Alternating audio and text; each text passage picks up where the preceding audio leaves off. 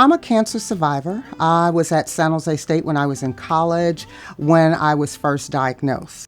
I knew ovarian cancer, the survival rate could be 5 years to 8 years. And my children were young. And I remember just making a list of, my bucket list. These are things, and I wanted to be able to see my children graduate from high school. I wanted to be able to finish and get my degree.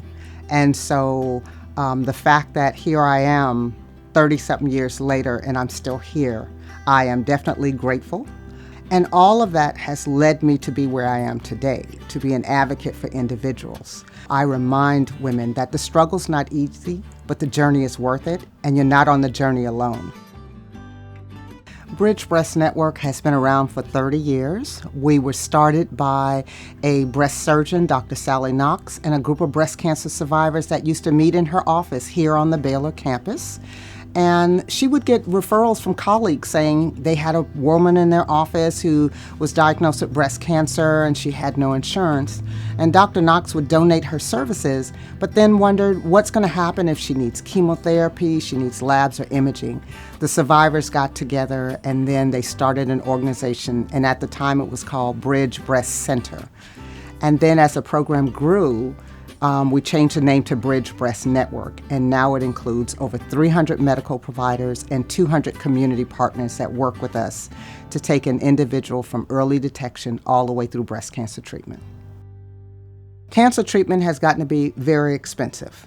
And so you might have individuals who have a policy with a high deductible. We have had women in our program that had a $10,000 deductible.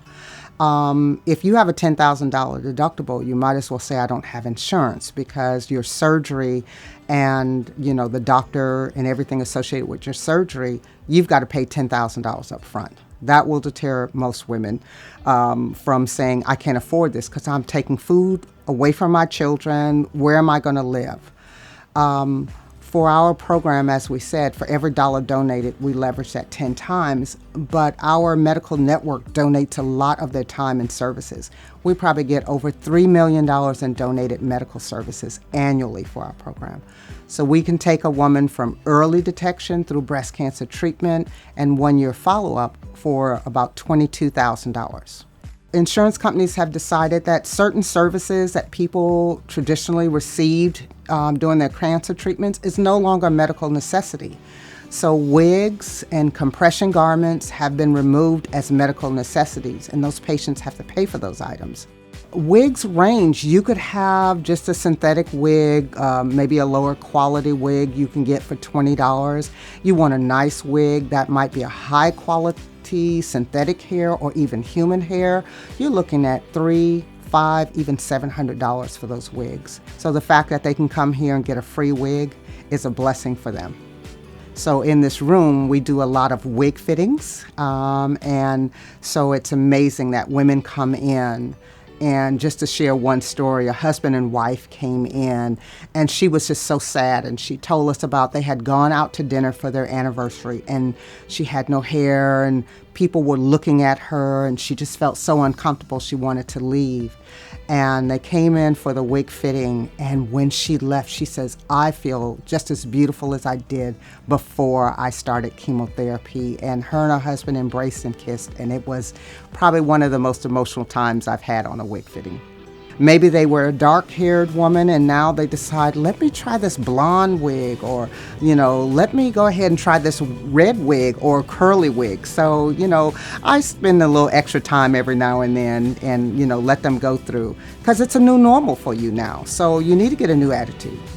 We had one woman, and she says, I have gotten more whistles and men asking me out than before I had chemotherapy. And she said, I just feel sexy, and I've never felt that way. So I'm like, okay, mission accomplished.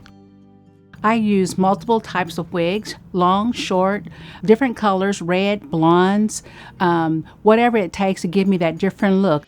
Makeup and wigs and just getting up, shining every day gives you that spirit to want to keep moving forward, because when you look good, you want to show that off. You want to be able to walk that walk with your head up high. I have an organization called Fashions for the Cure. We walk this fashion runway of hope, that I would call it. It's an opportunity for us to walk the fashion runway in celebration of our cancer survivorship years. And I encourage other breast cancer survivors to say, hey, I want to do that runway as well. I've been sitting here in this house because I have no hair, no eyelashes, but if there's an opportunity for me to get up, put on some wigs, put on some eyelashes, a little lipstick, and while my family is in an audience, I want to show them that I got this under control because I look good and I know it. We are all survivors of something. Doesn't have to be breast cancer, and we have all types of struggles. So when I see women who are really down and really angry, and sometimes women do say, why me? And I say, why not you?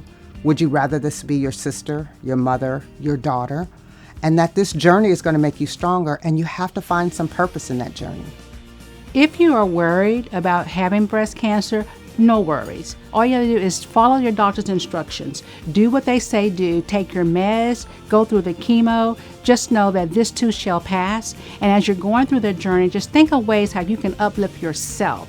This is a blessing to be able to get your treatment at no or very limited cost. And so we have a whole group of people who are on that journey with you, and we will help you get the resources you need.